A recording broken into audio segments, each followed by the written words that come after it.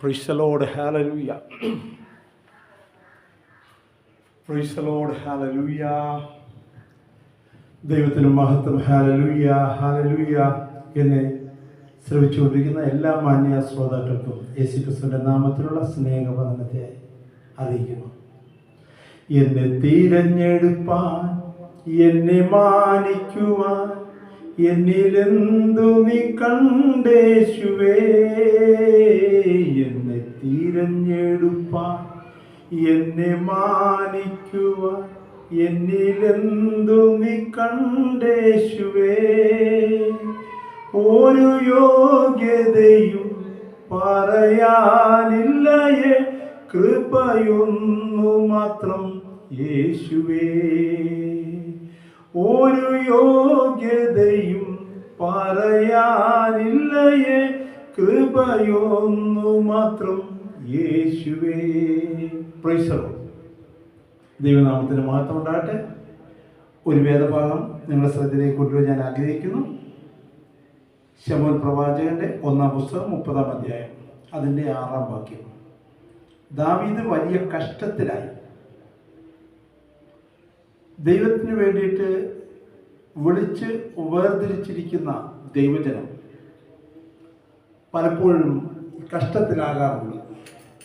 കഷ്ടം വരുമ്പോൾ അവിടെ നമ്മൾ അയ്യോ എനിക്കിങ്ങനെ കഷ്ടം സംഭവിച്ചല്ലോ എന്നോർത്ത് ഭാരപ്പെടേണ്ട ആവശ്യമില്ല. നമ്മുടെ കർത്താവ് തന്നെ പറഞ്ഞിരിക്കുന്നത്, ലോകത്തിൽ നിങ്ങൾക്ക് കഷ്ടമുണ്ട്, എങ്കിലും ധൈര്യപ്പെടുവിൻ, ഞാൻ ലോകത്തെ ജയിച്ചിരിക്കുന്നു. സ്തോത്രം. നമ്മുടെ കർത്താവ് ഈ ലോകത്തെ ജയിച്ച്, പക്ഷെ ലോകം കർത്താവിനെ ജയാളിയായിട്ട് ലോകത്തിന് കാണാൻ കഴിഞ്ഞില്ല. കാരണം ക്രൂശിൽ മരിച്ചതുകൊണ്ട് മരണം യേശുവിനെ കീഴടക്കി എന്നുള്ള ചിന്തയാണ് മനുഷ്യർക്കുണ്ടായത്. അതുകൊണ്ടാണല്ലോ ശിഷ്യന്മാർ പോലും തെറ്റിദ്ധരിച്ച് അവരുടെ പ്രതീക്ഷയെല്ലാം നഷ്ടപ്പെട്ടെന്ന് പറഞ്ഞ് അവർ പോയത്. എന്നാൽ ആ ശിഷ്യന്മാരെ മടക്കി കൊണ്ടുവരുവാനായിട്ട് മരിച്ചുയർത്തെഴുന്നേറ്റ യേശുക്രിസ്തുവിന് സാധിച്ചു. അത് വേറൊരു കാര്യം.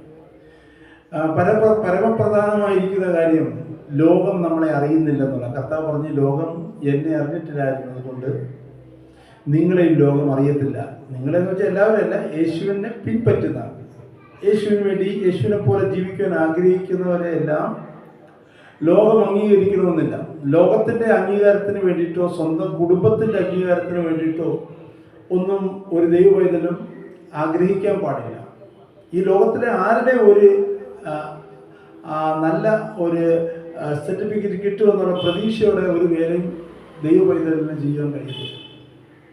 ഇവിടെ ദാവീദ് വലിയ കഷ്ടത്തിലായി എന്ന് പറയുമ്പോൾ, ജനത്തിൽ ഓരോരുത്തൻ്റെ ഹൃദയം താൻ്റെ പുത്രന്മാരെയും പുത്രിമാരെയും കുറിച്ച് വ്യസനിച്ചിരിക്കൊണ്ട് അവനെ കല്ലെറിയണം എന്ന് ജനം പറഞ്ഞു.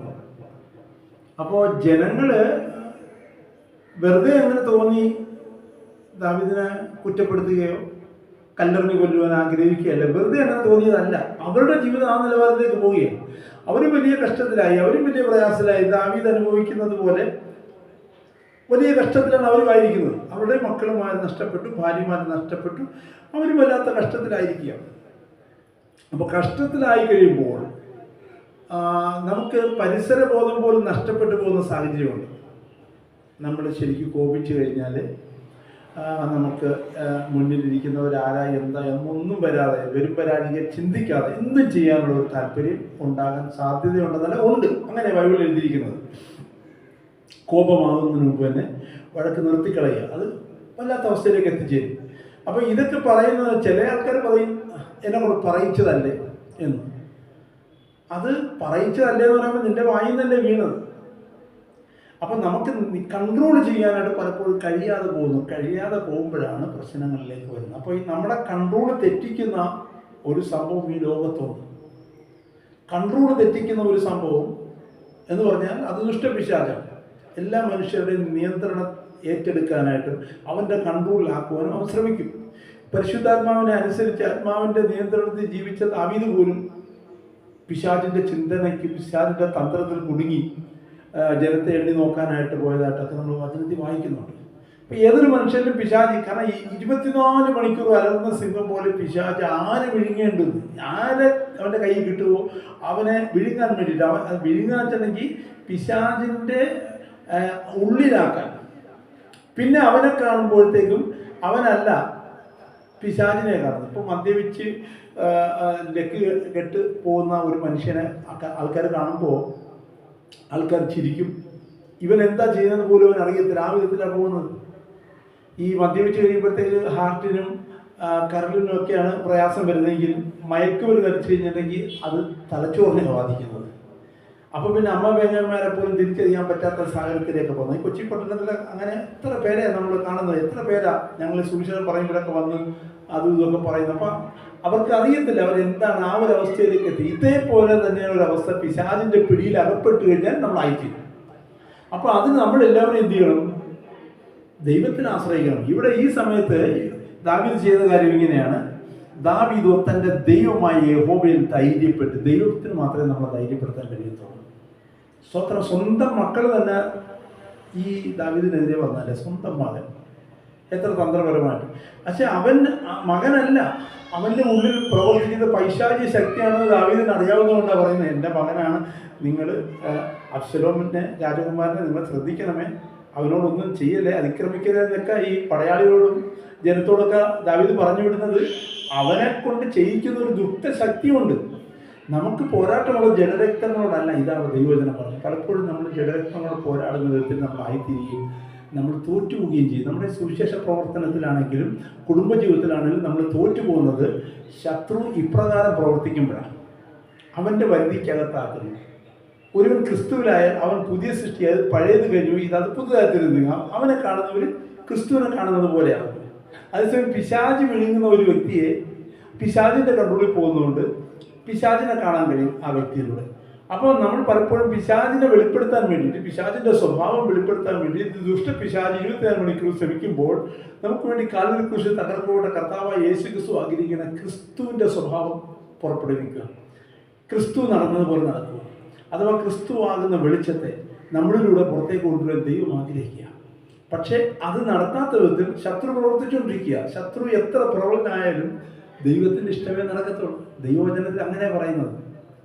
യോസഫ് തനിക്ക് ദർശനമുണ്ടായിരുന്നു, തനിക്ക് സ്വപ്നമുണ്ടായിരുന്നു. അതുകൊണ്ട് എന്താ, തൻ്റെ കുടുംബത്തിൽ തന്നെ തനിക്ക് എതിർപ്പുണ്ടായി. പക്ഷെ അവരറിയുന്നില്ലല്ലോ. അവൻ പലർക്കും അസൂയ. എത്ര പേരാണ് അസൂയുള്ളത്? കൂടെയുള്ളവർക്കല്ലേ അസൂയുള്ളത്? സ്വന്തം സഹോദരന്മാർക്ക് അസൂയ എന്ന് പറയുമ്പോഴത്തേക്ക് ആലോചിച്ച് നോക്കി. അപ്പോൾ അത് മനുഷ്യ സഹജമാണ്. പക്ഷെ ദൈവം നമ്മളെ കണ്ടിട്ടുണ്ടെങ്കിൽ നമ്മളോട് ചെയ്യിക്കേണ്ട കാര്യങ്ങളെല്ലാം ദൈവം ചെയ്യും. മനുഷ്യർ കൂടെ പുറപ്പുകൾക്ക് പോലും അറിയത്തില്ല. കൂട്ടായി കൂടെ സഹായത്തിന് വേണ്ടി ഒരിക്കലും പിരിയാതെ കൊടുക്കുന്ന ഭാര്യയ്ക്കോ ഭർത്താവിനോ പോലും നമ്മുടെ അവസ്ഥ പലപ്പോഴും അറിയാൻ പറ്റത്തില്ല. അപ്പോൾ മനുഷ്യരൊക്കെ വെറും നേരായി നടക്കുന്നു നിശ്ചയം. അപ്പം അതുകൊണ്ട് ദൈവമക്കളെ, എന്നെ കേൾക്കുന്ന പ്രിയമുള്ളവരെ, എനിക്ക് ഒറ്റ വാക്ക് മാത്രമേ നിങ്ങളോട് പറയാനുള്ളൂ. ഈ ദാവീദിനെ പോലെ തൻ്റെ ദൈവമായ യഹോവയെ ധൈര്യപ്പെടുത്തുക. നീ മനസ്സ് ക്ഷീണിച്ചിരിക്കുകയാണോ? ഇത് ഈ കഴിഞ്ഞ ദിവസത്തെ ഹാർവെസ്റ്റിലെ എൻ്റെ പ്രസംഗം കേട്ട് കഴിഞ്ഞിട്ട് ഒരുപാട് പേര് വിളിച്ചു. എനിക്ക് സങ്കടം എന്ന് പറയുന്നത്, വിളിച്ചതിൽ 13 ആൾക്കാർ മാനസിക നില തെറ്റിയവരാണ്, സങ്കടപ്പെടുകയായി.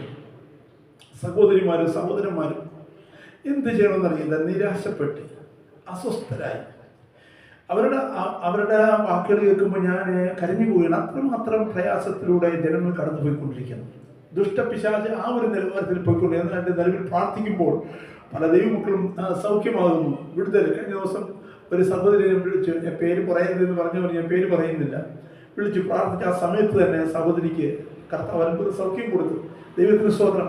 അങ്ങനെ പലരും വിശ്വസിക്കുമ്പോൾ ദൈവം അവർക്ക് വേണ്ടി പ്രവർത്തിച്ചുകൊണ്ടിരിക്കുക. ആരുമില്ലാത്തവർ, മാനസിക നില തെറ്റി കൂട്ടുകാരും ബന്ധുക്കളും എല്ലാം ഒറ്റപ്പെടുത്തുമ്പോൾ തള്ളിക്കളയാത്തൊരു നല്ല കർത്താവുണ്ടെന്നുള്ള കാര്യം ദൈവമക്കൾ മറന്നു പോകരുത്.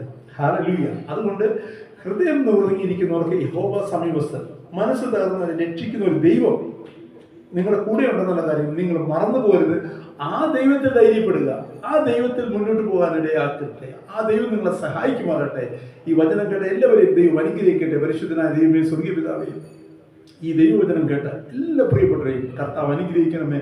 അവരുടെ സ്ഥിതിക്ക് വ്യത്യാസം വരുത്തണം. ദൈവനാമം മാത്രം നിൽക്കാൻ അവരെ സഹായിക്കണം. യേശു ക്രിസ്തുവിന്റെ നാമത്തിൽ പ്രാർത്ഥിക്കുന്നു.